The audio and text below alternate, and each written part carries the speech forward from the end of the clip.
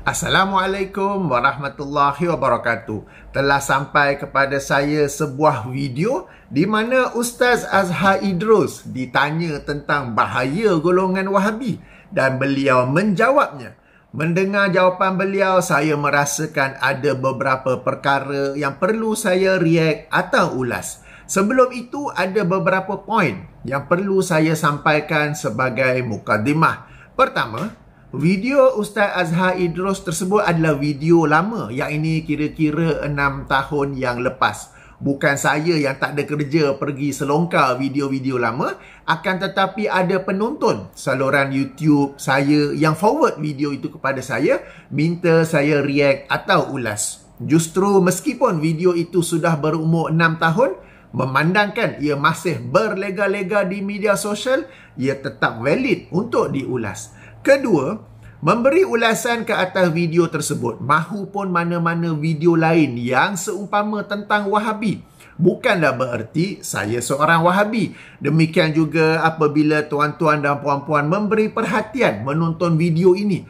mahupun mana-mana video lain yang seumpama tentang Wahabi, bukanlah bererti anda seorang Wahabi. Orang-orang yang Allah uji dengan minda yang tumpul dan akal yang rendah lazim berkata, hanya Wahabi yang akan terasa dengan kritikan atas Wahabi.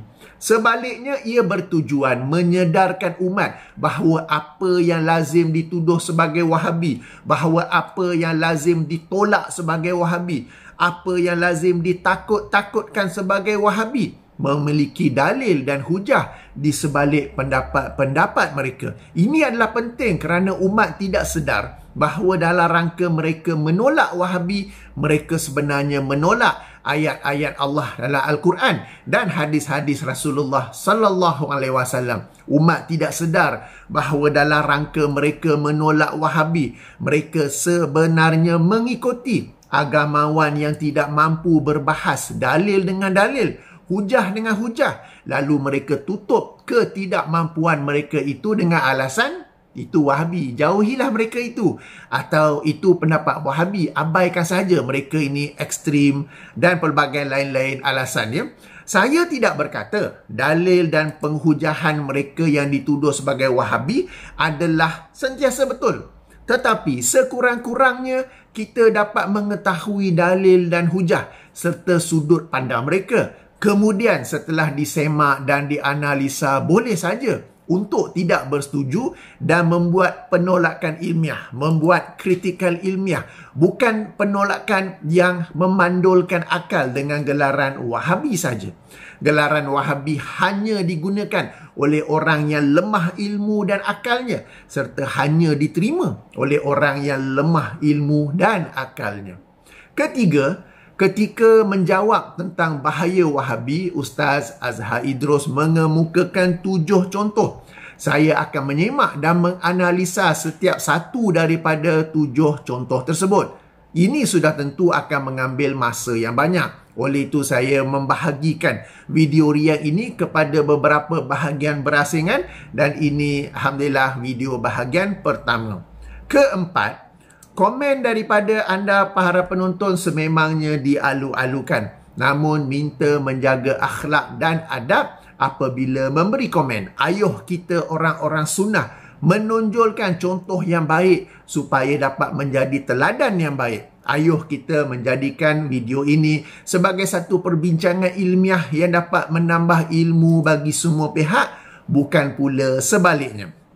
Baiklah, itu mukadimah. Saya mainkan dahulu audio daripada video yang saya maksudkan. Minta izin daripada pemiliknya. Ada beberapa di sini ya, sebab video ini telah tersebar sampai ada beberapa pemiliknya. Antaranya Studio Mukmin, antaranya 115143 New, ataupun satu lagi Al-Raufu Al-Raufi. Okey, link bagi video ini dalam kotak description. Okey, saya mainkan audio, ayuh kita dengar apa yang diperkatakan oleh Ustaz Azhar Idrus. Tak lama, 5 minit sahaja ya. Apakah bahaya golongan Wahabi? Apakah sejarahnya? Saya betul-betul nak tahu. Golongan Wahabi ni awi nama-nama asal ni daripada Muhammad bin Abdul Wahab. Pendek-pendek cerita. Kalau cerita panjang 2 jam jadi tajuk forum. Dah. Muhammad bin Abdul Wahab, dia ni apa benda ni banyak membuat gerakan-gerakan di dalam negeri Arab Saudi, iaitu apa benda ni mementeras khurafat-khurafat seperti puja kubur, dibuatkan benda-benda yang bid'ah, yang tidak ada di dalam agama. Tapi setelah 200 tahun sampai ke sekarang, dia agak ekstrim Wahabi ni. Pendek-pendek cerita, iaitulah satu golongan yang tidak mahu ikut pandangan imam-imam mujtahid, tapi nak ikut pandangan dia sahaja. Jadi orang yang tak nak ikut orang lain, dia nak orang lain ikut dia. Gitulah lebih-lebih kurang. Sebab nak kenal dia akan ni, mereka akan seronok atau suka selalu duduk berbalah, berbahas atau mementingkan perkara-perkara khilafiyah. Masalah baca Quran di kubur, masalah janggut orang pun habis, cara habis. Masalah qasidah, qasidah ni bukan sunnah, tapi dia tidak haram. Nabi sampai daripada hijrah di Madinah, Nabi berhenti dulu, orang berhentikan kenderaan Nabi, 2 orang budak berqasidah. Nabi berhenti, Nabi dengar. Habis lagu baru Nabi berjalan, meneruskan perjalanan untuk pergi rasmi masjid. Jadi ulama-ulama tengok hadis ni, hukumnya 2 keluar. Yang pertama, qasidah ini hukumnya bukan sunnah, sebab Nabi tak menyanyi, tapi hukumnya harus pula kerana Nabi dengar. Boleh ke kita bid'ah dalalah ni Wahabi ni? Qasidah bid'ah dalalah, kunut subuh pun bid'ah dalalah. Dia tak mau terima benda khilafiyah. Dan mereka ini nak mencegah perkara mungkar, tapi mereka tak faham benda takrif mungkar. Mungkar ni harum bi ijma'in, perkara yang haram dengan ijma' ulama. Minum arak, berjudi, nampak? Mendedahkan aurat di khalayak ramai, tu benda mungkar. Hak tu kita nak cegah. Hak tu hak Nabi kata, man ra'a minkum munkara, siapa yang lihat di kalangan kamu satu kemungkaran. Perkara khilaf bukan benda mungkar. Orang yang kata perkara khilaf ni benda mungkar, tu orang bodoh, orang jahil. Ni ulama-ulama kata, ulama Mesir, ulama Syria, ulama-ulama di Fatani dan sebagainya, jelas sebut orang yang kata perkara khilaf ini benda mungkar, orang jahil. Orang jahil tak boleh ikut, walaupun taraf Maulana ke apa tak boleh ikut, sebab dia jahil sangat. Benda mungkar yang memang sepakat tak ada khilaf, haram, macam minum arak, benda ni kita engkar. Benda ni kita kena bertegang leher, kita kena berjihad biar benda ni tak ada. Ni nak bertegang leher, benda khilaf. Dalam mazhab Syafi'i kata sunat baca kunut subuh, mazhab Hambali kata tak sunat. Dia pergi ikut mazhab Hambali, dia kata kuat. Lepas tu nak marah orang baca mazhab Syafi'i baca kunut. Ni ekstrim. Jadi tak boleh ikut Wahabi ni. Saya ramai kawan-kawan Wahabi. Bukan ramai lah, ribu-ribu dah, 5-6 orang yang kita tengok. Tapi kita kenal lah, tak mengaji mana. Mengaji 3-4 tahun, lepas tu pakat-pakat beli kitab tengok sendiri, lepas tu fatwa. Oh tak boleh, ni tak boleh, ni tak boleh. Sedangkan Tok Kenali dia cerita dalam manakib dia saya baca, zaman Tok Kenali dia kata, zaman aku mengaji dengan Syekh Ahmad Fatani dulu di Mekah, masa tu orang yang mengaji 25 tahun tak laki dipanggil budak baru. Zaman Tok Kenali 25 tahun tak laki, budak-budak baru. Faham?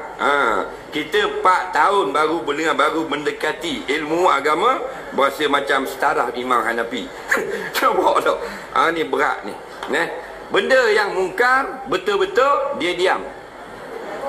Tengoklah kalau di Arab Saudi nak duduk cegah sangat benda-benda yang khilafiyah, puak-puak Wahabi ni. Tapi Nabi pesan, la dinani fil jazirah, tidak boleh 2 agama selain Islam ada pada semenanjung Arab.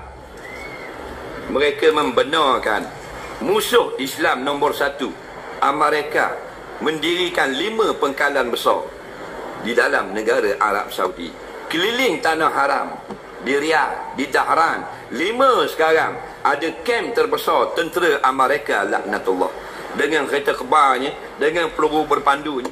Dulu masa perang Iraq, Arab Saudi membenarkan 2 pengkalan peluru pandu daripada bumi Arab Saudi untuk membedil umat Islam Iraq. Nampak? Tak ada orang pun duk fatwa daripada ulama-ulama Wahabi kata benda ni haram. Padahal benda ni jelas satu kemungkaran yang sangat nyata. Jadi kita bukan nak kata sangat, ikutlah pandangan ulama-ulama, imam-imam mujtahid. Mereka lebih arif, lebih alim, dan mereka ini mencegah benda-benda yang mungkar, tidak takut kepada makhluk. Soalan seterusnya. Okey, kita telah pun dengar link bagi video ini dalam kotak description. Apa yang diperkatakan oleh Ustaz Azhar Idrus dapat saya ringkaskan bahawa Wahabi adalah mereka yang agak ekstrim, tak mahu ikut pandangan imam-imam mujtahid tetapi nak ikut pandangan dia saja. Kemudian nak orang lain pun ikut pandangan dia sahaja. Ketiga, Wahabi ni seronok, suka selalu berbahas atau mementingkan perkara-perkara khilafiyah. Seterusnya beliau memberikan beberapa contoh, 7 ya. Pertama, tentang hukum membaca Al-Quran di kubur. Kedua, janggut. Ketiga, nyanyian qasidah. Keempat, kunut subuh. Kelima, melarang kemungkaran dalam perkara khilafiyah. Keenam, kehadiran non-Muslim di Jazirah Arab. Dan ketujuh, kewujudan pengkalan tentera Arab pengkalan tentera Amerika di Arab Saudi bagi memerangi Iraq, padahal Iraq itu Muslim. Okey, dalam video bahagian pertama ini, ayuh kita semak dan ulas contoh pertama yang dikemukakan oleh Ustaz Azhar Idrus. Kita semak apakah dalam hal membaca Al-Quran di kubur ini, apabila pihak yang dituduh sebagai Wahabi memiliki pendapat yang berbeza dengan Yazim diamalkan di Malaysia, atau yang mereka katakan sebagai bid'ah, apakah mereka itu memiliki dalil dan hujah atau tidak. Kemudian ada tak ulama mujtahid yang sependapat dengan mereka? Kita juga semak apakah Wahabi saja yang suka bincang perkara khilafiyah atau memang para ulama dan ustaz juga bincang perkara khilafiyah. Ketiga, kita semak apabila Wahabi mengemukakan pendapat sedemikian, apakah ia dikira sebagai ekstrim. Baik, bagi semakan dan ulasan ini, saya akan paparkan rujukan kitab-kitab daripada perisian Maktabah Syamilah supaya kita sama-sama dapat baca dan rujuk. Ini yang saya sebut sebagai common reference. Okey? Perisian Maktabah Syamilah ni boleh dimuat turun dan install. Dia percuma saja di laptop Windows, atau tak nak install tak apa, boleh guna website. Atau kalau tak nak pun tak apa, boleh saja rujuk di skrin. Saya akan paparkan. Kalau rasa fontnya kecil, boleh pinch and zoom. Okay, jika dirasakan font tu kecil, sila pinch and zoom aplikasi YouTube anda untuk membesarkannya. Okey, baik. Saya akan tukar skrin ini supaya kita sama-sama dapat lihat perisian Maktabah Syamilah bersama dengan kitab-kitab yang akan dijadikan rujukan. Okey, saya tukar skrin sekarang ya. Baik, ayuh kita semak dan ulas contoh pertama yang dikemukakan oleh Ustaz Azhar Idrus, yang ini tentang membaca Al-Quran di kubur. Para ulama sememangnya berbeza pendapat tentang hukum membaca Al-Quran di kubur. Mereka yang membolehkannya memiliki sejumlah dalil, sementara mereka yang tidak membolehkannya atau yang menganggapnya sebagai bid'ah juga memiliki sejumlah dalil. Di sini saya akan kongsikan dalil serta penghujahan mereka yang menganggap bid'ah membaca Al-Quran di kubur. Sama-sama kita lihat apakah pendapat ini yang disebut-sebut sebagai pendapat Wahabi memiliki dalil atau tidak. Kemudian saya akan kemukakan pula dalil-dalil mereka yang membolehkan membaca Al-Quran di kubur. Sama-sama kita semak dan analisa dalil dan pengujahan manakah yang lebih kuat. Dalil pertama bagi mereka yang menganggap bid'ah membaca Al-Quran di kubur adalah daripada surah yang memang biasa dibacakan kepada orang yang telah meninggal dunia, baik dia sudah dikebumikan atau belum. Ia adalah daripada surah Yasin, surah yang ke-36 ayat 69 dan 70, di mana Allah Subhanahu wa taala berfirman, "Wa ma 'allimnahu syi'ra wa ma yanbaghi lah in huwa illa zikrun wa qur'anun mubin liyunzira man kana hayyan wa yahiqqal qawlu 'alal kafirin. Bermaksud, dan kami tidak mengajar syair kepadanya, yakni Muhammad, dan bersyair itu tidaklah layak baginya. Al-Quran itu tidak lain hanyalah pelajaran dan kitab yang memberi penerangan supaya dia memberi peringatan kepada orang-orang yang hidup. Dan sudah pastilah ketetapan azab terhadap orang-orang kafir. Para ahli tafsir menerangkan bahawa yang dimaksudkan dengan orang-orang yang hidup ialah orang yang hidup hatinya, bukan orang yang mati hatinya. Namun, sama-sama diketahui bahawa hati yang hidup hanya dimiliki oleh jasad yang hidup, bukan jasad yang sudah meninggal dunia. Oleh itu, ayat ini menjadi dalil bahawa Al-Quran bukan untuk orang yang sudah meninggal dunia, baik dia sudah dikebumikan atau belum. Sebaliknya, ia adalah untuk orang yang jasadnya masih hidup dan hatinya masih hidup. Dalil kedua ialah hadis yang dikeluarkan oleh Imam Muslim dalam sahihnya, hadis nombor 780, di mana Rasulullah sallallahu alaihi wasallam bersabda. Okey, kita buka hadis nombor 780. Okey, sebelum tu pengenalan kitab. Kitab apakah ini? Sahih Muslim oleh Imam Muslim yang wafat tahun 261 Hijrah mengikut penomboran Syekh Muhammad Fuad Abdul Baqi, ya. Hadis nombor 780. Hadis nombor 780, saya select bahagian yang matannya itu.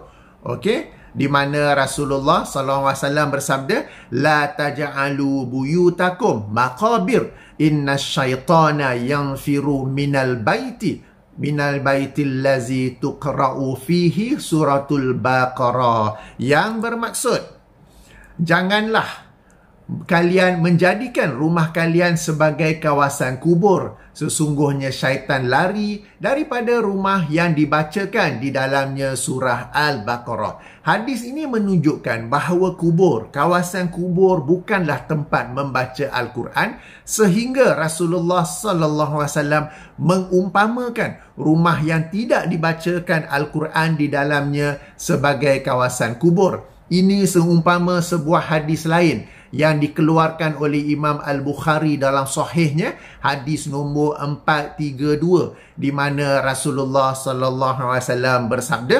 Okey, kita rujuk sekarang Sahih Al-Bukhari. Okey, yang nama sebenarnya Al-Jami'us Sahih. Okey, Sahih Al-Bukhari oleh Imam Al-Bukhari, ya. Baik, hadis nombor 432, saya select bahagian matan yang akan kita baca. Okey, baginda bersabda, ij'alu fi buyutikum min salatikum wala tattakhizuha kubura. Bermaksud, jadikanlah sebahagian daripada solat kalian di rumah kalian, janganlah menjadikannya sebagai kawasan kubur, atau janganlah menjadikannya sebagai kubur. Sama-sama diketahui kubur bukanlah tempat melaksanakan solat. Maka Rasulullah sallallahu alaihi wasallam mengumpamakan rumah yang langsung tidak dilaksanakan solat di dalamnya sebagai kawasan kubur. Pengecualian adalah solat jenazah, di mana ia boleh dilaksanakan di kawasan kubur, kerana solat jenazah berbeza dengan solat lain. Ia tidak ada rukuk, tidak ada sujud. Okey, dalilnya kerana Rasulullah sendiri pernah melakukannya. Yang ini sila rujuk hadis dalam Sahih Al-Bukhari, hadis nombor 458. Demikian dalil yang kedua. Dalil yang ketiga pula ialah sebuah hadis panjang yang dikeluarkan oleh Imam Muslim dalam sahihnya, hadis nombor 974, yang hadis yang kedua dalam nombor 974. Okey, 974, kita tengok hadis yang seterusnya. Okey, ia adalah hadis yang panjang, saya ringkaskan saja, ya. Ia hadis yang sangat panjang, saya ringkaskan bahagian awalnya, di mana Aisyah radhiyallahu anha menerangkan bahawa pada satu malam Rasulullah sallallahu alaihi wasallam bergilir dengan beliau. Apabila kedua-duanya sudah tidur, Rasulullah bangun dan keluar dari rumah secara perlahan-lahan. Aisyah pun bangun dan mengikuti baginda dari jauh sehinggalah sampai ke kawasan perkuburan Baqi'. Kelihatan baginda berdiri di sana agak lama dan berdoa dengan mengangkat tangannya sebanyak 3 kali. Kemudian berangkat pulang. Aisyah pun beralih pulang dan sampai rumah terlebih dahulu, lalu pura-pura tidur. Apabila Rasulullah sampai rumah, baginda mendapati Aisyah bernafas dengan laju. Lalu baginda bertanya, kenapa sedemikian? Maka Aisyah pun menceritakan apa yang terjadi. Kemudian Aisyah bertanya, dan di sinilah terdapat dalil yang ketiga. Sekejap ya, saya select dulu. Apakah dalil yang ketiga itu? Okey, yang ini qultu kaifa aqulu lahum ya Rasulullah. Aku berkata, yang ini Aisyah berkata, apakah yang patut aku katakan kepada mereka, yakni kepada penghuni kubur apabila ziarah kubur? Maka Rasulullah sallallahu alaihi wasallam menjawab sebagaimana yang kita lazim bacakan ketika ziarah kubur. Yang ini, assalamu ala ahli diyari minal mu'minina wal muslimina wa yarhamullahul mustaqdimina minna wal mustakhirina wa inna insya'allahu bikum lalahiqun. Okey, sisi pengambilan dalil dari kisah ini adalah tugas Rasulullah SAW sebagai pesuruh Allah ialah menyampaikan agama Islam kepada umat. Seandainya sebahagian daripada risalah itu ialah membaca Al-Quran di kubur, nescaya Rasulullah akan mengajarnya kepada Aisyah. Umpama baginda akan menjawab soalan Aisyah itu, umpama contoh, ucapkanlah salam dan bacalah mana-mana daripada Al-Quran yang mudah bagi kamu. Namun Rasulullah tidak mengajar sedemikian, bererti membaca Al-Quran di kubur sememangnya bukan sebahagian daripada ajaran Islam, ya. Sebab tugas tanggungjawab Rasulullah ialah mengajar apabila dia tanya, tidak boleh menangguh-nangguhkannya, dan baginda sememangnya tidak menangguh-nangguhkannya. Bila tanya, jika itulah yang disyariatkan, itulah yang baginda akan ajar, ya. Jadi, okey, maaf. Jika dalil ketiga ini merujuk kepada ziarah penghuni kubur yang sudah sekian lama dikebumikan, maka dalil seterusnya, dalil keempat, merujuk kepada penghuni kubur yang baru saja dikebumikan. Sama-sama diketahui bahawa kematian biasa berlaku pada zaman Rasulullah SAW dan baginda hadir pada kebanyakan daripada acara perkebumian jenazah. Setelah selesai urusan perkebumian, Rasulullah tidak menganjurkan membaca Al-Quran. Sebaliknya yang baginda ajar ialah mendoakan keampunan dan mendoakan ditetapkan pendirian ketika berhadapan dengan soalan malaikat mungkar nakir. Hadis berikut menjadi rujukan. Ia dikeluarkan oleh Imam Abu Daud dalam sunannya, hadis nombor 3221. Okey, boleh rujuk di skrin sekarang ini. Okey, kitab Sunan Abu Daud oleh Imam Abu Daud As-Sijistani yang wafat tahun 275 Hijrah, hadis nombor 3221, dan ia dinilai sahih oleh Syekh Al-Albani, sebuah hadis yang masyhur. Saya yakin tuan-tuan dan puan-puan pun pernah dengar. Ia daripada Uthman ibnu Affan.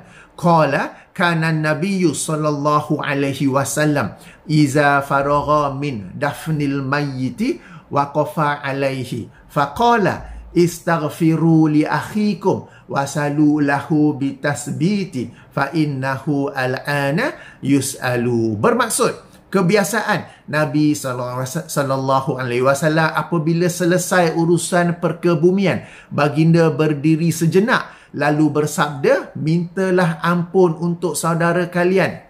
Okey, saya select supaya kita nampak, ya. Okey. Mintalah ampun untuk saudara kalian dan mintalah keteguhan untuknya kerana sesungguhnya dia sekarang sedang disoal. Seandainya yang bermanfaat pada saat selesainya urusan perkebumian ialah membaca Al-Quran, baik seluruhnya atau sebahagian daripadanya atau surah tertentu, nescaya Rasulullah sallallahu alaihi wasallam sebagai pesuruh Allah, as a messenger of Allah yang membawa agama ini daripada Allah kepada manusia, akan mengajarnya. memandangkan baginda tidak menganjurkannya, bererti ia sememangnya bukan sebahagian daripada agama Islam yang disyariatkan oleh Allah Subhanahu wa taala. Di sini para pencinta bid'ah akan berkata, yelah Rasulullah ajar doa, Rasulullah ajar bila nak ziarah kubur memberi salam, tapi Rasulullah tak kata jangan baca. Di sini beza antara pencinta sunnah dengan pencinta bid'ah. Pencinta sunnah dia orang ikut sunnah Nabi SAW dalam hal-hal ibadah. Para pencinta bid'ah pula, mereka sememangnya tidak berpuas hati dengan sunnah Nabi. Mereka mencari-cari ruang, mencari-cari alasan untuk membuat amalan-amalan baru. Lalu mereka akan berkata, iyalah bila dah dikemumikan, Rasulullah ajar doakan keampunan dan minta keteguhan, minta ketetapan. Kalau ziarah di kemudian hari, kita ucapkan salam saja. Tapi tak kata tak boleh baca, jadi boleh saja. Jadi inilah beza antara pencinta sunnah dan juga pencinta bid'ah. Okey. Baik, dalil kelima pula dalam hadis yang dikeluarkan oleh Imam Muslim dalam sahihnya, hadis nombor 1718 yang kedua. Okey, kita kembali ke sahih Muslim 1718 hadis yang kedua. Alright. Confirm balik tajuk kitab Sahih Muslim, ya.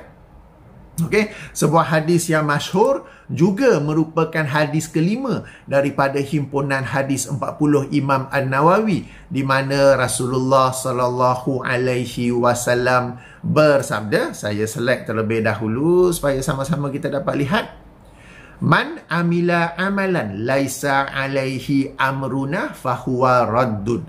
Bermaksud, sesiapa yang beramal dengan satu amalan yang tidak ada atasnya perintah kami, maka ia tertolak. Berdasarkan dalil-dalil pertama sehingga keempat, membaca Al-Quran di kubur tidak berada di atas perintah, suruhan mahupun anjuran Allah Subhanahu wa taala atau Rasulullah sallallahu alaihi wasallam. Apabila demikian, ia masuk dalam Dia masuk dalam sesuatu yang laisa alaihi amruna, sesuatu yang tidak berada di atas perintah kami. Apabila tidak berada di atas perintah Allah dan Rasulullah, berarti ia adalah sesuatu yang tertolak. Apabila tertolak, berarti ia tidak memberi apa-apa manfaat, baik kepada yang membacanya atau kepada ahli kubur yang dibacakan untuknya. Demikianlah 5 dalil oleh pihak yang membida'ahkan amalan membaca Al-Quran di kubur. Okey, dalil pertama daripada Al-Quran, surah Yasin itu sendiri,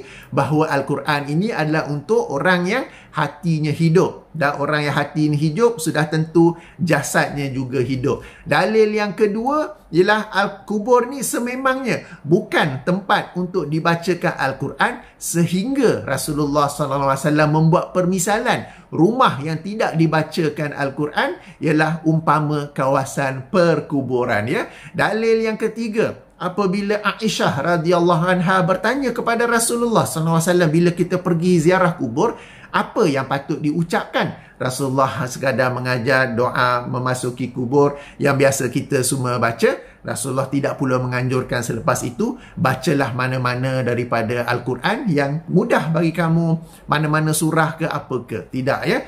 Dalil yang keempat, okey, apabila sahaja selesai dikebumikan, yang diajar oleh Rasulullah SAW ialah mendoakan keampunan dan moga-moga diberi keteguhan, moga-moga diberi ketetapan untuk berhadapan dengan sesi soal jawab malaikat Munkar Nakir, bukannya pula membaca Al-Quran. Dan dalil yang kelima, hadis yang masyhur, ya, bila kita buat satu amalan yang tidak diperintahkan oleh Allah dan Rasulnya, baik perintah itu bersifat wajib ataupun sunat, baik perintah itu sekadar anjuran ataupun galakan, ia adalah satu perkara yang tertolak. Bila sudah tertolak, amalan membaca Quran itu tidaklah bermanfaat baik bagi orang yang membacanya atau kepada ahli kubur yang dibacakan Al-Quran itu untuknya, ya. Jadi demikianlah 5 dalil oleh pihak yang membida'ahkan amalan membaca Al-Quran di kubur. Pihak ini atau mereka yang berpegang dengan pendapat ini lazim dituduh sebagai Wahabi, padahal mereka memiliki dalil daripada Al-Quran dan As-Sunnah yang sahih. Saya tekankan ya, yang sahih di sebaliknya. Kemudian, ada tidak imam mujtahid yang memiliki pendapat yang sama, iaitu membaca Al-Quran di kubur adalah bid'ah? Atau apakah ini pendapat mereka-mereka yang Wahabi ini saja? Okey, ayo kita rujuk kepada sebuah kitab yang judulnya Al-Amru Bil Ma'ruf. Okey, sekejap saya buka judul kitab. Al-Amru Bil Ma'ruf wa Nahi Anil Munkar, okey, oleh Imam Abu Bakar Al-Khalal. Kitab ini sebenarnya adalah satu juzuk daripada kitab yang besar ya. Kitab ni adalah satu juzuk daripada beberapa juzuk. Berarti satu bab daripada beberapa bab dalam sebuah kitab yang besar berjudul Al-Jami' li Ulum Imam Ahmad yang disusun oleh Imam Abu Bakar Al-Khalal ya. Kitab ini juga disebut dengan nama lain sebagai Qiraati Indal Qabri. Indal Qabri. Baik, dalam kitab ini di muka surat 88. Di muka surat 88, sekejap, tadi saya tak baca habis tajuknya tu. Okey, jadi tajuk penuhnya di sini saya select terlebih dahulu. Al-Amru Bil Ma'ruf wa Nahyi Anil Munkar min Masail Al-Imam Al-Mubajjal. Mubajjal ni bermaksud satu pujian seperti yang dimuliakan, sebagai contoh ya, yang dimuliakan. Okey, Abu Abdullah Ahmad bin Hanbal. Okey, alright. Jadi di muka surat 88 ada sebuah riwayat yang ini sanadnya. Kita terus kepada matan yang ini di sini. Okey, kuntu ma'a Ahmad bin Hanbal wa Muhammad bin Qudamah Al-Jauhari fi janazatin. Okey, adalah aku bersama Ahmad bin Hanbal dan Muhammad bin Qudamah Al-Jauhari dalam satu urusan perkebumian jenazah. Falamma dufinal mayyitu. Boleh nampak ke nak saya select? Supaya tuan-tuan dan puan-puan dapat tahu di mana saya sedang baca ni ya. Okey. Falamma dufinal mayyitu jalasa rajulun darirun yaqra'u indal qabri. Maka tak kala selesai urusan perkebumian, duduklah seorang lelaki yang buta membaca Al-Quran di sisi kubur. Faqala lahu Ahmad, maka berkata kepadanya Imam Ahmad. Imam Ahmad di sini Imam Ahmad bin Hanbal yang wafat tahun 241 Hijrah. Ya haza innal qira'ata indal qabri bid'atun. Wahai si fulan, sesungguhnya membaca Al-Quran di kubur adalah satu bid'ah. Okey. Falamma kharajna minal maqabir, maka tak kala kami keluar daripada kawasan kubur itu, qala Muhammad bin Qudamah li Ahmad bin Hanbal. Berkata temannya ya, Muhammad bin Qudamah kepada Imam Ahmad bin Hanbal, ya Aba Abdillah, ma taqulu fi Mubashir Al-Halabi. Apakah pendapat kamu tentang seorang perawi yang bernama Mubashir Al-Halabi? Qala, berkata Imam Ahmad, beliau seorang yang thiqah, beliau seorang yang boleh dipercayai. Okey, periwayatan hadisnya. Qala, berkata Muhammad Muhammad bin Qudamah, katabtu anhu syai'an, apakah engkau menulis sesuatu hadis daripadanya? Qultu, okey, na'am. Qala fa akhbarani Mubashir an Abdurrahman bin Al-Ala'i bin Lajlaj bin Al-Lajlaj an Abahi annahu. Okey, jadi sini saya highlightkan, okey, bahwasanya okey, berkata Mubashir daripada perawi yang sebelumnya, yakni Abdurrahman bin Al-Ala'i bin Al-Lajlaj, daripada ayahnya, bahwasanya dia berwasiat apabila dikebumikan hendaklah dibaca di sisi kepalanya bi Fatihati, pembukaan surah Al-Baqarah wa khatimatihi, dan juga penutupnya. Berarti apa? Beberapa ayat pertama daripada surah Al-Baqarah dan juga beberapa ayat terakhir daripada surah Al-Baqarah. Wa qala, berkatanya lagi, sami'tu Ibnu Umar yusi bizalika, aku mendengar Abdullah Ibnu Umar ya radhiyallahu anhuma berwasiat yang sedemikian itu. Okey. Faqala Ahmad irji faqul li rajuli yaqra. Okey, kembalilah dan katalah kepada lelaki buta yang baca tadi tu, yaqra. Silakan teruskan membaca. Okey. Jadi dalam riwayat ini terdapat dua pendapat Imam Ahmad. Pendapat pertama ialah membaca Al-Quran itu bid'ah. Ini pendapat pertama. Kemudian telah dibetulkan oleh sahabatnya bahawa ada satu riwayat daripada Abdullah Ibnu Umar yang mewasiatkan apabila dia dikebumikan hendaklah dibacakan beberapa ayat awal, beberapa ayat akhir daripada surah Al-Baqarah di sisi kuburnya setelah dikebumikan ya. Maka setelah mendengar pendapat yang demikian, maka Imam Ahmad berubah kepada pendapat yang kedua, yang ini dipersilakan membacanya. Okey. Jadi dalam riwayat ini kita dapat lihat ada dua riwayat, dua pendapat daripada Imam Ahmad. Okey. Pendapat kedua Imam Ahmad ini, sekali lagi saya ulangi, berdasarkan sebuah riwayat yang dalam sanadnya terdapat, okay, saya select nama perawi itu, Abdul Rahman bin Al-Ala'i bin Al-Lajlaj. Okey, saya sudah select, sudah highlight di situ ya. Abdul Rahman bin Al-Ala'i bin Al-Lajlaj ini adalah seorang perawi yang majhul. Tidak ada yang mensiqahkannya, yakni menilainya sebagai perawi yang dapat dipercayai, melainkan Imam Ibnu Hibban. Imam Ibnu Hibban ini pula dikenali bersikap bermudah-mudahan dalam menilai seseorang perawi sebagai siqah. Okey, Imam Ibnu Hibban adalah sebuah kitab yang namanya Kitab As-Siqah, di mana beliau telah menyenaraikan perawi-perawi yang beliau nilainya sebagai siqah, sebagai seorang yang dipercayai dalam meriwayatkan hadis. Tetapi Imam Ibnu Hibban ini sendiri dikenali sebagai seorang yang bermudah-mudahan, sehingga para pengkritik hadis tidak menerima seorang perawi yang dinilai thiqah oleh Imam Ibnu Hibban seorang sahaja. Okey, ayuh kita rujuk tentang hal ini. Rujukan seterusnya ialah kitab Taqrib At-Tahzib oleh, okey, sekejap saya buka kitab dulu. Okey. Okey, ini kitabnya. Saya besarkan sedikit. Okey, tajuknya Tahrir Taqrib At-Tahzib. Kitab ini asalnya ialah Taqrib At-Tahzib karangan Al-Hafiz Ibnu Hajar Al-Asqalani. Okey, yang juga masyhur dengan kitabnya Fathul Bari. Ia kemudian disemak. Jangan terkejut ya orang kita ni. Jenis kalau Imam Ibnu Hajar dah tulis kitab, ada pula orang terkemudian nak semak. Tidak, ilmu ini sentiasa dinamik, ilmu ini sentiasa disemak, diulang diulang kaji dan sebagainya. Ia disemak oleh Dr. Bashar Awad Ma'ruf dan Syekh Shu'aib Al-Arnaud, dua tokoh hadis pada masa kini.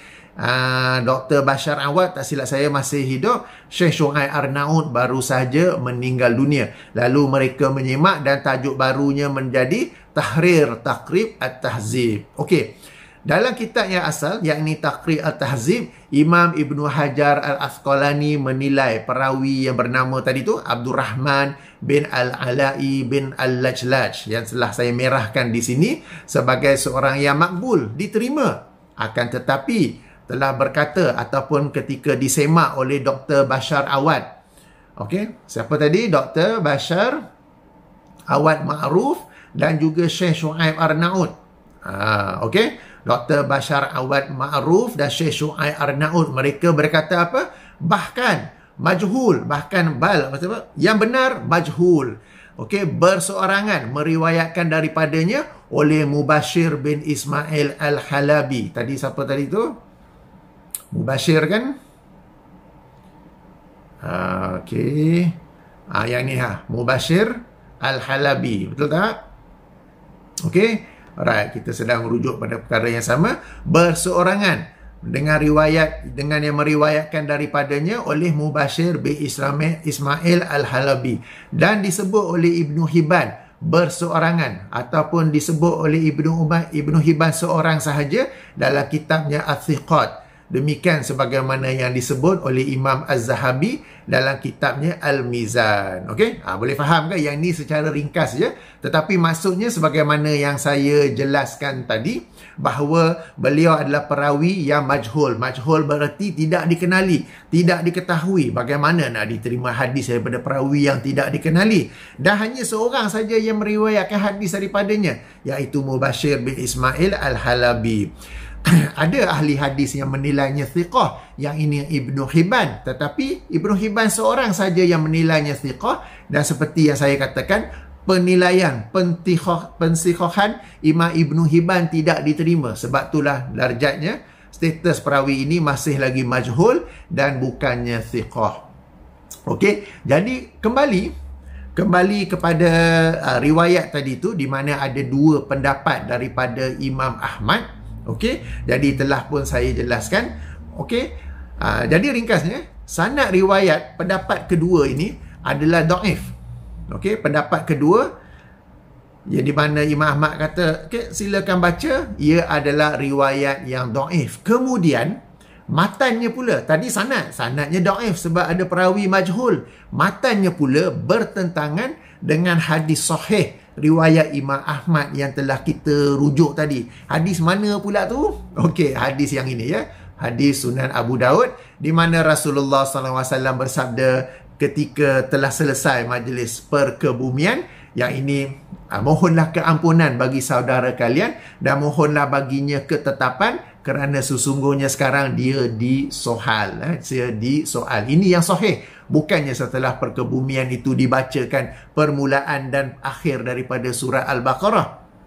Kena pula Abdullah Ibnu Umar yang dikatakan mewasiatkan sedemikian itu dikenali sebagai seorang sahabat yang alim, yang kuat berpegang kepada sunnah dan menjauhi bid'ah. Mustahil beliau mewasiatkan sesuatu yang bertentangan dengan sunnah Rasulullah sallallahu alaihi wasallam.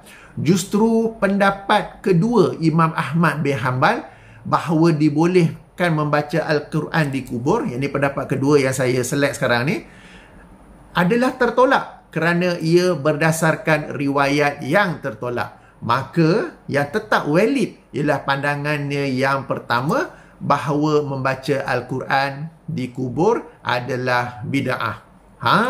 Macam mana ni? Okey, boleh faham ke? Okey, tak apa. Saya ulang sekali lagi.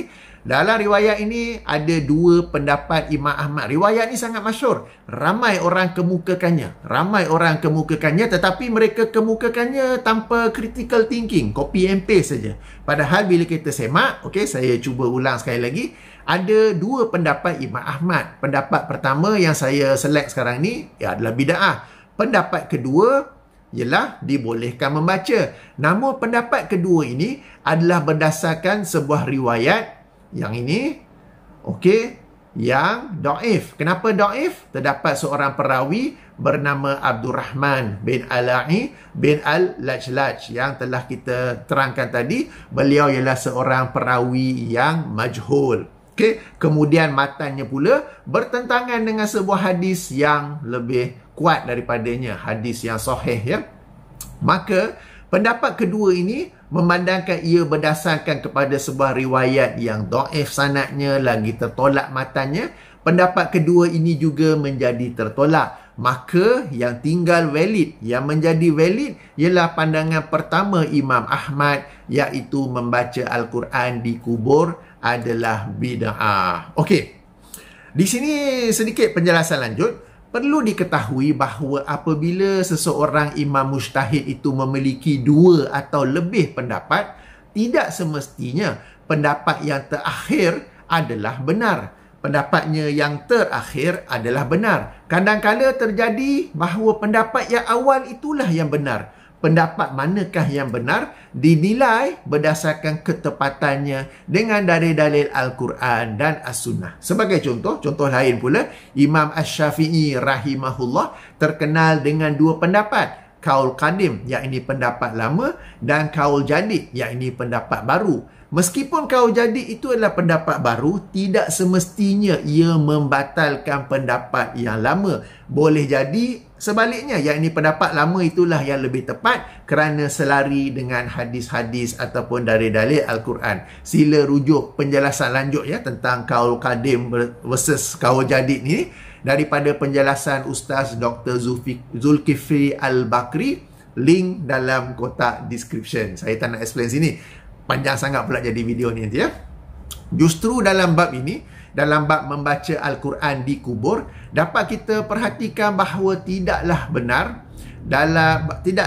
tuduhan agak ekstrim kepada Wahabi. Ini kerana pandangan yang dikatakan sebagai Wahabi itu adalah berdalilkan Al-Quran dan As-Sunnah yang sahih. Jika tetap hendak dikatakan ekstrim, ini saya masuk kepada perkara ketiga yang disebut oleh Ustaz Azhar Idrus, bahawa Wahabi ni pandangan ni agak ekstrim. Okey, dalam bab membaca Al-Quran di kubur ni, saya telah kemukakan dalil-dalil, telah saya kemukakan pandangan daripada seorang imam mujtahid bahawa ia adalah satu bid'ah. Dan sekarang ni saya sedang jelaskan ekstrim ke tidak. Okey, macam mana nak dikatakan ekstrim? Padahal ia adalah sesuatu yang berdasarkan daripada Al-Quran dan Sunnah. Jika tetap dikatakan ekstrim, maka bererti berpegang dengan Al-Quran dan As-Sunnah yang sahih adalah ekstrim.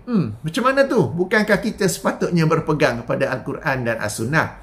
Juga adalah tidak benar bahawa mereka yang dituduh Wahabi tidak mengikuti pandangan mana-mana imam mujtahid. Okay, sekali lagi saya ulangi, telah dijelaskan bahawa pandangan Imam Ahmad yang valid ialah membaca Al-Quran di kubur adalah bid'ah. Dan Imam Ahmad bin Hanbal adalah seorang imam mujtahid. Baik, sekarang kita semak pula dalil dan hujah pihak yang membolehkan membaca Al-Quran di kubur. Dalil pertama yang masyhur mereka kemukakan adalah wasiat Abdullah ibnu Umar radhiyallahu anhuma untuk dibacakan permulaan dan akhir surah Al-Baqarah apabila dia dikebumikan. Riwayat yang tadi kita baca tu, okey? Dan tentang riwayat ini telah dijelaskan bahawa memiliki kelemahan disebabkan perawi yang bernama Abdurrahman bin Al-Ala'i bin Al-Lajlaj. Kemudian terdapat pula riwayat yang seumpama, okey, yang ini sabda, okey, riwayat seumpama yang marfu. Marfu di sini bermaksud sabda Rasulullah SAW yang dikeluarkan oleh Imam Abu Bakar Al-Khalal dan lain-lain. Okey, maksudnya dalam rujukan yang sama, kita rujuk muka surat yang sebelumnya. Okey, di mana Rasulullah SAW diriwayatkan bersabda, "Iza mata ahadukum fala tajlisu wa asri'u bihi ila qabrihi falyuqra' inda ra'sihi bi fatihatil baqarati wa inda rijlaihi bi khatimatiha fi qabrihi." Bermaksud, apabila salah seorang daripada kalian meninggal dunia, maka janganlah duduk-duduk, bererti janganlah berlengah-lengah. Okey, wa asri'u, sebaliknya bersegeralah membawanya ke kubur, maknanya segeralah untuk urusan perkebumian, dan hendaklah dibacakan di sisi kepalanya permulaan surah Al-Baqarah dan di sisi kakinya penutup surah Al-Baqarah. Lain sikit ya. Okey, bila telah dikebumikan, segeralah kebumikan. Okey, kemudiannya di kepala baca beberapa ayat awal surah Al-Baqarah, di kakinya baca beberapa ayat akhir daripada surah Al-Baqarah. Namun darjat riwayat ini adalah lebih parah kerana adanya seorang perawi yang bernama, okey, di sini ya, Ayyub bin Nahik Al-Halabi, sebagaimana yang dijelaskan. Sekejap saya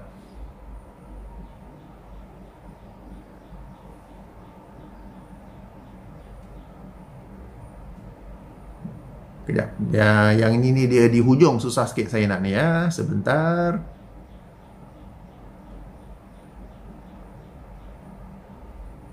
Okey, sebagaimana yang dijelaskan oleh Syekh Al-Albani dalam kitabnya Silsilatul Ahadis Ad-Dha'ifah, hadis nombor 4140.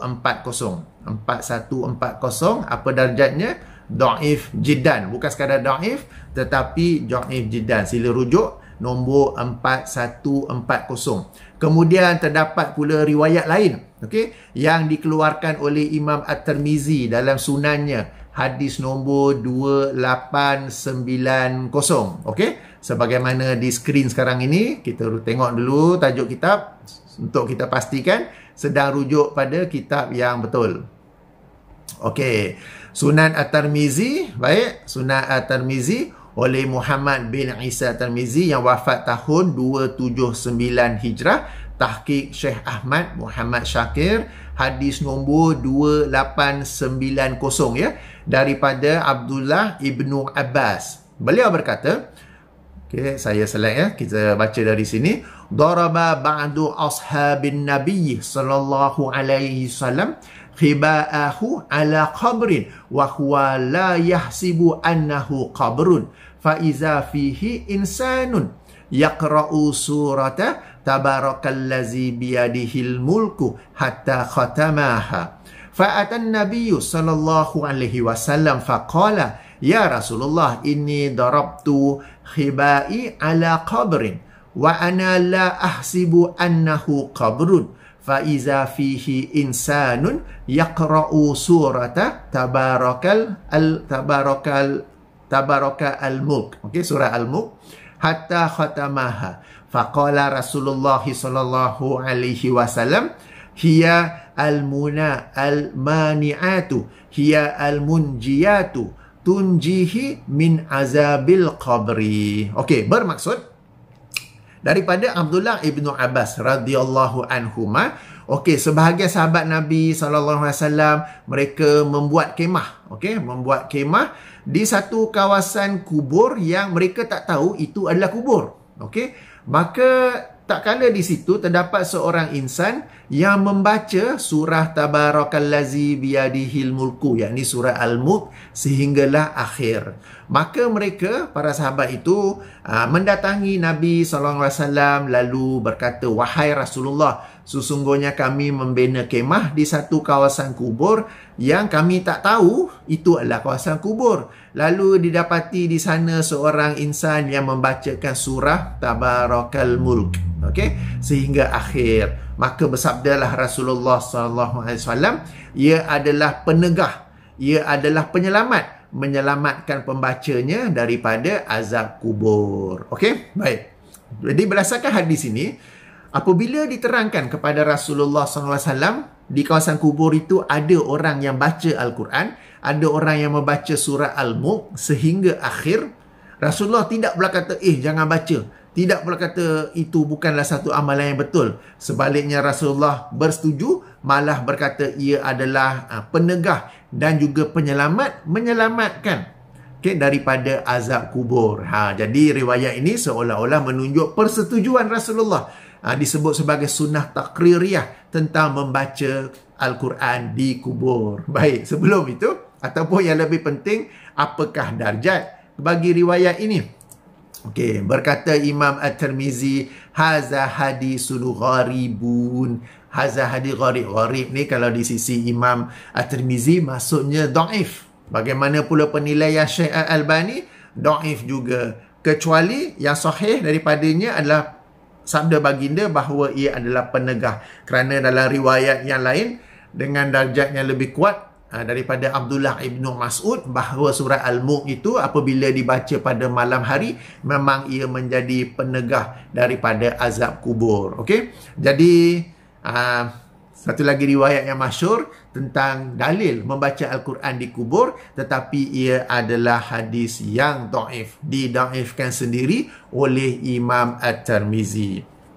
Tentang penggunaan hadis dhaif ni, ayuh kita ulang kaji bahawa apabila para ulama membolehkan penggunaan hadis dhaif, mereka meletakkan sejumlah syarat di mana salah satu daripadanya adalah hadis dhaif tersebut tidak menyelisihi dalil-dalil lain yang lebih sahih atau lebih kuat daripadanya. Sebelum ini telah dikemukakan dalil-dalil pihak yang membida'ahkan membaca Al-Quran di kubur, di mana dalil-dalil mereka, dalil-dalil tersebut adalah jelas lebih kuat jelas lebih sahih.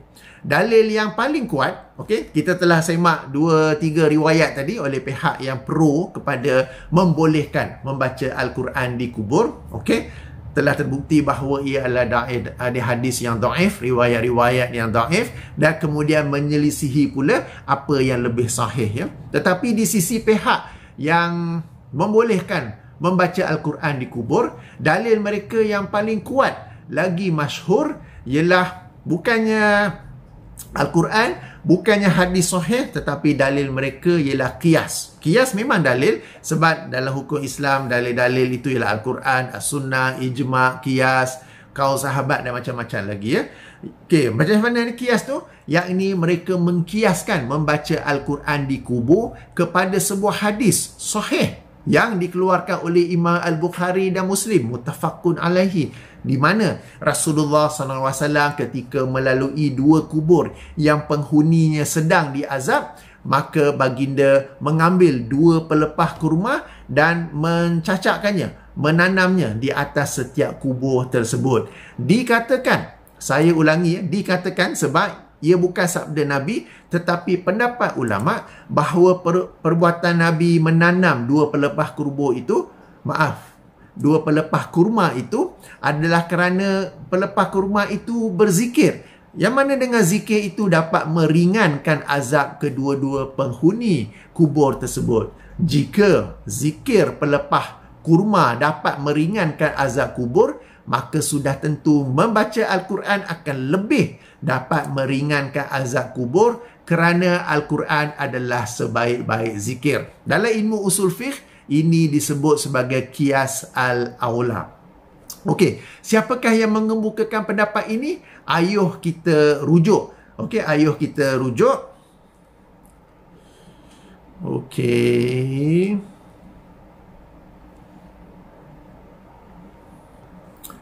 Alright.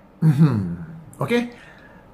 Okey, ada satu laman web ini membaca Al-Quran ke atas mayat. Soalan, apakah hukumnya membaca Al-Quran selepas seseorang itu meninggal dunia ataupun dikuburnya selepas ditanam akan dia?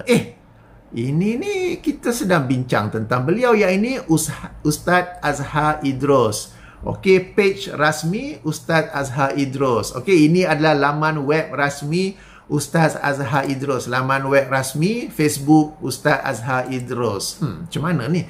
Tadi siapa yang kritik sebagai Wahabi ni sebagai orang yang suka berbahas, duk berbalah perkara-perkara khilafiah. Tetapi Ustaz Azhar Idrus pun bincang juga perkara ni, kan? Orang beliau ada memberi penjelasan, tetapi bila kita rujuk-rujuk, beliau hanya kemukakan pendapat ulama yang membolehkannya. Pendapat yang tidak membolehkannya macam mana?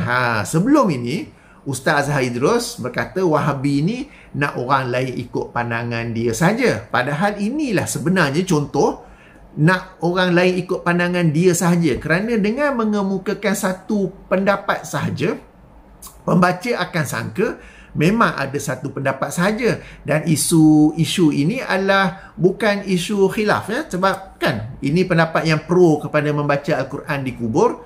Alright, pendapat yang tidak pro atau berkata bid'ah tidak pula dikemukakan. Jadi inilah contoh orang yang nak orang lain ikut pendapat dia sahaja, yakni dengan mengumpulkan dalil hujah daripada sebahagian pihak, daripada pihak yang satu pendapat itu saja, ya.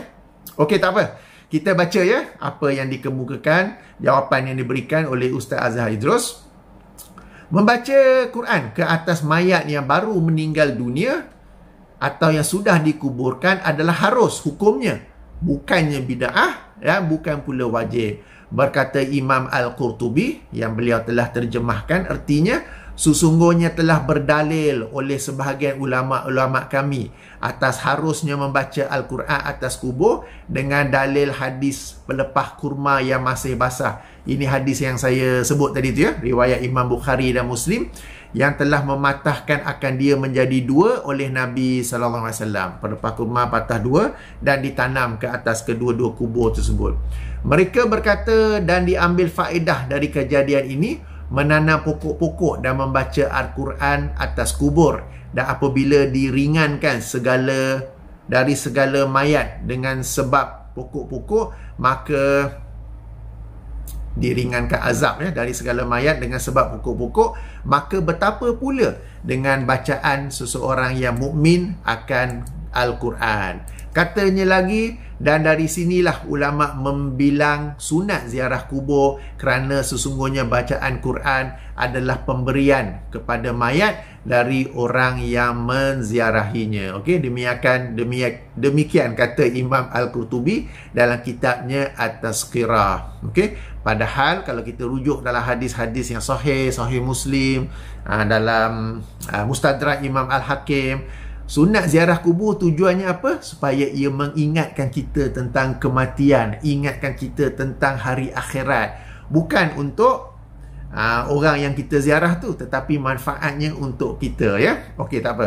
Berkata pula Imam Al-Khattabi, okey, maksudnya pada hadis pelepah kurma, sama ya, hadis pelepah kurma itu menjadi dalil disunatkan membaca Al-Quran atas kubur, kerana sesungguhnya apabila adalah diharapkan dari mayat akan diringankan dengan sebab tasbihnya pokok-pokok, maka bacaan Quran yang mulia adalah lebih besar diharapkan akan keberkatannya. Okey, jadi pendapat ulama yang berkata menanam pelepah kurma itu ialah dengan sebab tasbih pokok kurma itu akan meringankan azab kubur, maka berdasarkan kaedah qiyas al-aula, baca Quran itu lebih mulia, lebih besar akan diharapkan keberkatannya. Demikian nukilan daripada kitab Umdatul Qari Syarah Sahih Al-Bukhari.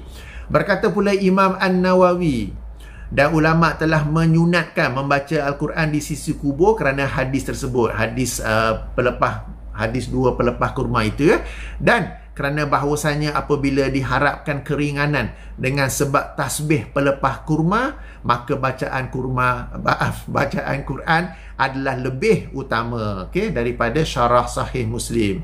Kemudian dinukilkan pula daripada kata-kata Mufti Mesir Dr. Syauqi Ibrahim Alam yang bermaksud bacaan Al-Quran atas orang yang telah mati dan menjadikan pahalanya kepada mereka adalah termasuk perkara yang disyariatkan, yang telah datang banyak dalil yang sahih daripada Al-Quran dan sunnah yang mulia. Dalil yang sahih, ya, padahal telah kita semak tadi tidak sahih. Okey, tidak juga daripada Al-Quran, tidak juga daripada sunnah Nabi SAW, dan telah diamalkan dari sejak zaman salafus soleh, dari sekalian Muslim berkurun-kurun tanpa diingkarkan. Tuan-tuan dan puan-puan, bila kita ni membodohkan akal, kita akan follow je. Mufti cakap ni kena ikut, mufti ni kena copy and paste, ikut, taklid buta namanya. Tapi kalau kita critical thinking, kita baca je dah, mana dalil Al-Quran? Quran kata bacaan Quran ni untuk orang yang hidup, bukan mati. Mana sunnah Nabi? Okey, tak ada yang sahih pun. Okey, salafus soleh pula tu. Okey, tak apa, ya. Inilah yang muktamad di sisi ashab segala mazhab. Tidak betul, ya. Yang diikuti sama ada ketika seseorang itu hampir mati, atau selepas mati, atau ketika solat jenazah, atau selepas solat jenazah, atau ketika ditanam, dan kemudian daripada ditanam. Barang siapa yang mendakwa ianya sebagai bid'ah, okey, maka orang itulah yang lebih dekat kepada tukang bid'ah, dan tiadalah harus ingkarnya selepas mengetahui ia disyariatkan. Demikian, okey, penjelasan daripada Ustaz Azhar Idrus, link dalam kotak description, ya. Okey, dengan menghormati para ulama, ya, Imam Al-Qurtubi, Imam Al-Khattabi, Imam An-Nawawi yang telah dinukil pandangannya oleh Ustaz Azhar Idrus yang telah kita baca tadi, penghujahan mereka dapat disemak seperti berikut. Kita menghormati mereka, tetapi tidaklah bererti kita tidak boleh menyemak kembali penghujahan mereka, dalil yang mereka gunakan, penghujahan yang mereka gunakan, ya. Ia dapat disemak seperti berikut. Pertama, qiyas digunakan untuk sesuatu isu yang baharu yang muncul setelah kewafatan Rasulullah SAW.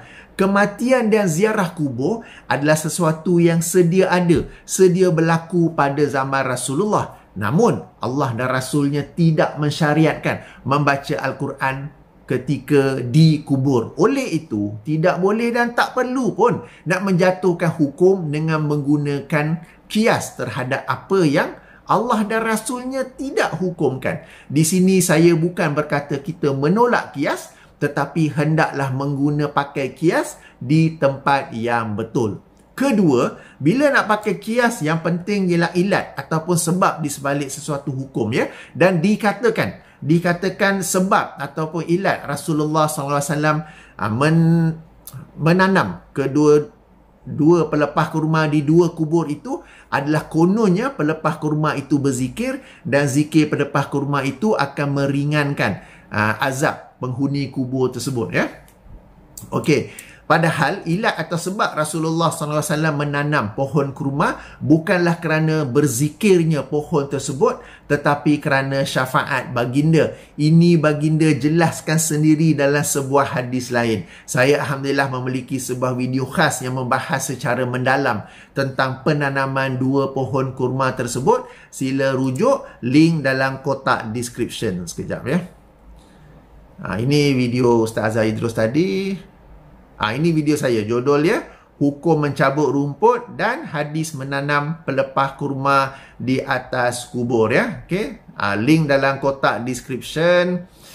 Panjang jugalah, 32 minit kalau saya nak explain di sini. Panjang pula video ni, ya. Jadi sila rujuk video ini, link dalam kotak description. Okey. Seterusnya, tidaklah benar bahawa generasi salafus soleh membaca Al-Quran di kubur. Sila rujuk penulisan dan bantahan ilmiah Dr. Faiq Sulaifi. Bukan Salafi. Nama dia memang Dr. Faiq Sulaifi yang khas dalam topik ini. Link dalam kotak description. Sekejap, ya. Okey, ini.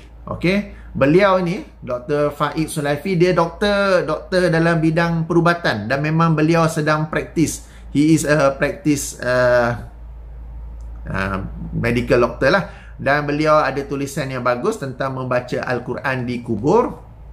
Okey, dan beliau dalam tulisan ini menjawab serta membantah jawapan Syekh Ali Jumaah, Mufti Besar Negeri Mesir. Okey, tuan-tuan dan puan, semata-mata seseorang itu sebagai mufti tidaklah bererti kita tidak boleh menganalisa serta mengkaji pendapatnya. Kita tetap menghormati, tetapi kritikan ilmiah, perbincangan ilmiah tetap dilakukan tanpa dengan bahasa yang kasar, apa, ya. Dan di sini beliau telah membuktikan bahawa tidaklah benar bahawa di sisi generasi salafus soleh mereka itu membaca Al-Quran di kubur. Macam saya explain tadi lah, hukum asal membaca di kuburan ialah bukan membaca Al-Quran.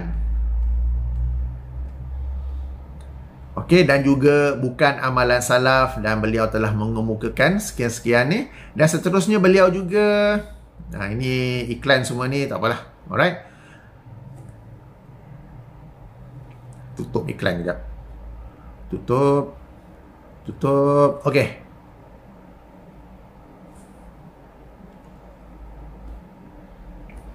Okay, saya nak tunjuk bahawa beliau juga telah membahas beberapa riwayat lain yang menganjurkan seperti membaca surah Yasin di kubur, seperti apa lagi ada? Membaca surah Al-Ikhlas di kubur, kan? Sesiapa yang melintasi kubur dan membaca surah Al-Ikhlas 11 kali, kemudian memberi pahala, kan, sekian-sekiannya itu maudhu'. Okey. Membaca surah At-Takatsur di kubur, membaca surah Toha di kubur. Okey. Jadi riwayat-riwayat yang biasa dikemukakan itu telah pun beliau bahas dan telah pun beliau terangkan kelemahannya di laman web ini. Okey, ini adalah satu rujukan yang bagus. Beliau ada banyak tulisan di sini. Jadi dijemput membacanya, dijemput bookmark laman web ini dan sila baca apabila ke lapangan. Okey, tak apa. So, kita kembali ke sini, ya. Okey, jadi sekali lagi, ya. Sila rujuk penulisan dan bantahan ilmiah Dr. Faiq Sulaifi yang khas dalam topik ini, link dalam kotak description. Beliau juga telah mengkritik beberapa hadis lain, beberapa riwayat lain, seperti yang saya tunjukkan tadi, yang turut dijadikan dalil untuk membaca Al-Quran di kubur. Saya dah semak ataupun kita telah sama-sama semak 3 riwayat tadi. Ada beberapa lain kalau nak semak panjang sangat pula, tetapi tahulah ia bukan sesuatu yang sahih, bukan yang hasan, tetapi daif jidan, tidak ada asal usul ataupun hadis-hadis yang riwayat-riwayat yang palsu ya. Okey, dan sekali lagi beliau memiliki, yakni Dr. Faid, tulisan-tulisan ilmiah yang bagus dalam isu-isu agama. Sila bookmark laman web beliau itu dan bacalah apabila ke lapangan. Okey, jadi demikianlah ya dalil dan hujah dari kedua-dua pihak antara yang membidaahkan dan membolehkan bacaan Al-Quran di kubur. Dipersilakan menganalisa dan membanding dalil mana, kemudian amalkanlah dalil mana yang lebih kuat. Bezakan ya, bahawa seluruh perbincangan merujuk kepada amalan membaca Al-Quran di kubur, bukan kepada amalan menghadiahkan bacaan Al-Quran kepada orang yang telah meninggal dunia. Ini juga sebenarnya adalah satu topik khilaf muktabar. Dengan masing-masing pihak ada dalil dan hujah. Cuma bagi mereka yang berpendapat boleh, mereka yang berpegang kepada pendapat boleh menghadiahkan pahala bacaan Al-Quran kepada orang yang telah meninggal dunia, anda tidak perlu melakukannya di sisi kubur orang tersebut. Saya ulangi ya. Seluruh perbincangan kita dalam video ni, ini saya nak stres sebab kadang-kadang orang-orang yang suka bid'ah ni, dia orang punya mental memang low. Saya dulu pernah tulis di Facebook tentang hukum membaca Al-Fatihah apabila saja mendengar berita kematian. Kemudian ada seorang si fulan ni, dia bahas balik, dia bantah tulisan saya itu, dan dia bagi sekian banyak dalil serta pendapat ulama tentang bolehnya sedekah pahala bacaan Al-Quran. Padahal yang saya bahas ialah mengucapkan Al-Fatihah ketika mendengar berita kematian. Bukannya saya bincang tentang sampai ke tidak pahala. Nampak tak? Bila orang tu mencintai bid'ah, lazimnya akal dia memang rendah. Okey? Sama juga, seluruh perbincangan dalam video bahagian 1 ini ialah tentang membaca Al-Quran di kubur. Bukan tentang menghadiahkan pahala bacaan kepada ahli kubur. Tentang menghadiahkan pahala bacaan, itu adalah topik berasingan. Dan dalam topik ini juga terdapat khilaf yang muktabar di kalangan para ulama. Ada yang kata boleh hadiahkan, ada yang kata tak payah dihadiahkan. Okey, jika di kalangan para penonton ada yang berpegang kepada pendapat boleh dihadiahkan, okey, nak pegang silakan. Anda tak semestinya nak menghadiahkan. Bila nak menghadiahkan pahala tu, kena duduk di sisi kubur orang itu. Anda boleh melakukannya di mana jua. Kemudian berdoa kepada Allah Subhanahu wa ta'ala agar pahala disampaikan kepada orang yang telah meninggal dunia itu ya. Sebagai contoh, saya di rumah saya sekarang ini di Shah Alam. Ibu bapa saya kubur di Bukit Kiara, okey, Kuala Lumpur. Kalau saya nak menghadiahkan pahala, kalau saya nak, saya boleh buat di sini. Tak perlu pergi kubur dan duduk sebelah baca. Okey? Kalau saya dalam penerbangan, saya pergi London, kemudian saya nak hadiahkan pahala, saya boleh buat di sana. Katakanlah lagi 50-100 tahun, kita ni dah boleh pergi ke planet lain, lalu kita duduk di sana. Kita nak hadiahkan bacaan, boleh saja, tak perlu pergi duduk di sisi kubur. Okey, yang ni penting. Sebab kalau nak kena duduk sisi kubur untuk hadiahkan pahala, bagaimana dengan orang yang meninggal dunia tanpa kubur? Mungkin kapalnya karam dalam laut ke, sesuatu tragedi yang mayat tak dijumpa ke, telah hancur ke apa ke. Tak boleh lah nak hadiahkan pahala sebab mayatnya tak ada, kuburnya tak ada kan. Ini bagi yang berpandangan boleh menghadiahkan pahala. Perkara ini telah saya jelaskan dengan lebih lanjut dalam buku saya 90 pelajaran tentang bid'ah. Saya tak mau sentuh di sini. Cuma saya nak kata, kalau nak hadiahkan, tak payah pergi duduk di sisi kubur untuk baca Al-Quran. Sebab hukum asal bagi kuburan ialah bukan dibacakan Al-Quran di sana. Okey, panjang dah video. Beberapa kesimpulan sebelum kita bersurai, sebelum kita berakhir. Pertama, pihak yang dituduh sebagai Wahabi memiliki sejumlah dalil daripada Al-Quran dan hadis sahih. Saya tekankan ya, hadis sahih bagi menghukum bid'ah amalan membaca Al-Quran di kubur. Ini bukanlah pandangan yang ekstrim, tetapi pandangan yang diasaskan daripada Al-Quran dan As-Sunnah serta kaedah penghujahan berdasarkan disiplin ilmu-ilmu Islam. Ketiga, ini bukanlah semata-mata pandangan Wahabi saja, tetapi pandangan seorang imam mujtahid yang saya bagi contoh tadi ialah Imam Ahmad bin Hanbal. Keempat, memaksa orang mengikut pandangan dia sahaja berlaku apabila dalam sesuatu isu yang ada khilaf. Yang dikemukakan ialah dalil dan pendapat ulama satu pandangan sahaja dan mendiamkan dalil serta pandangan ulama yang berbeza, sehingga apabila orang mendengar atau membaca seperti mana di sini ni, okey, orang akan menyangka inilah sahaja pandangan yang ada, inilah sahaja dalil yang ada dan inilah sahaja, maka orang yang berbeza dengan ini, mereka itu jadi Wahabi lah pula kan. Okey. Tapi saya cuba berbaik sangka sebab Ustaz Azhar Idrus ada banyak tulisannya di laman rasmi Facebooknya tu. Mungkin beliau ada tulisan lain yang membahas dalil-dalil pihak yang berkata bid'ah dan kemudian beliau telah membuat rod ataupun kritikan ilmiah. Mungkin ada, saya tak jumpa sebab saya cuba cari. Mungkin ia atas tajuk yang lain ya. Okey. Baik. Sudah cukup lah ya, panjang sangat dah. Kita jumpa lagi insya-Allah dalam bahagian kedua ya. Jangan lupa untuk semak kotak description di mana saya telah kemukakan link untuk beberapa rujukan lanjut. Alang-alang tu saya tunjuk ya. Okey, di kotak description nanti akan ada video asal Ustaz Azhar Idrus, penjelasan Ustaz Dr. Zulkifli Al-Bakri tentang kaul qadim versus kaul jadid Imam Asy-Syafi'i. Apakah kaul jadid itu automatik membatalkan kaul qadim atau masih disemak manakah yang sebenarnya lebih tepat dengan dalil-dalil Al-Quran dan As-Sunnah. Kemudian penjelasan Ustaz Azhar Idrus tentang membaca Al-Quran ke atas mayat yang kita baca daripada Facebook beliau tadi.